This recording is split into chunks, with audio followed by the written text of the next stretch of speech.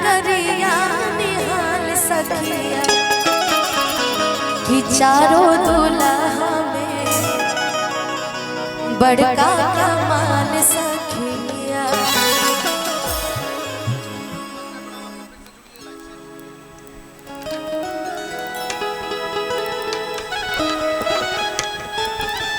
कि बबुआ हमार महाराज हुई है कि राजा धीराज हुई है हो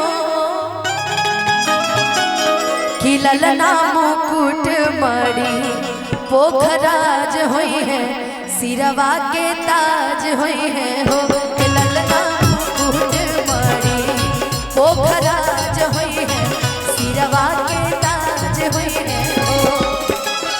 बबुआ हमार महाराज हुई है राजा धीराज हुई है हो। बबुआ हमार महाराज हुई है राजा धीराज हुई है हो। ललना मुकुट मणि पोखराज हुई है सिरवा के ताज हुई है हो। ललना मुकुट मणि पोखराज हुई है सिरवा के ताज हुई है हो।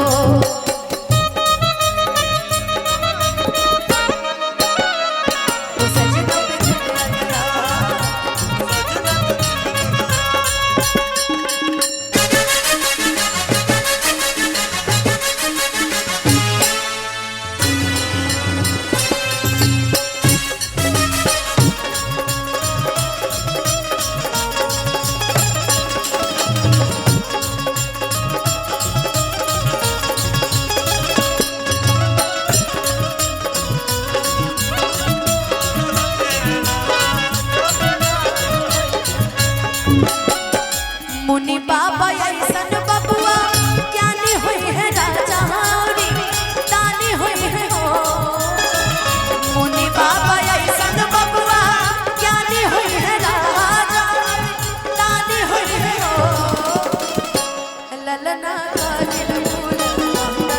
राजधानी हुई है और खानदानी हुई है हो। ललना के सितारा राजधानी हुई है और खानदानी हुई है वो।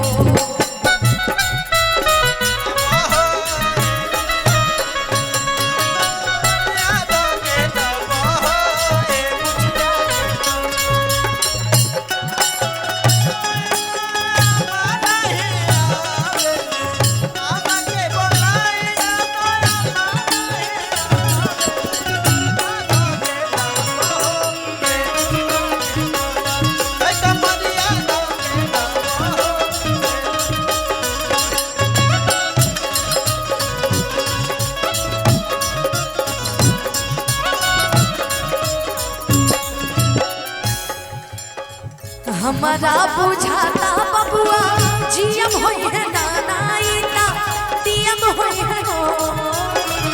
हमारा बुझाता बबुआ जियम होई है नानाईता दियम होई है हो। हो ललना हिंद के सितारा ई तसीयम होई है ओह से ऊपर दियम होई है हो। ललना हिंद के सितारा ई तसीयम होई है ओह से ऊपर पियम हुई है हो।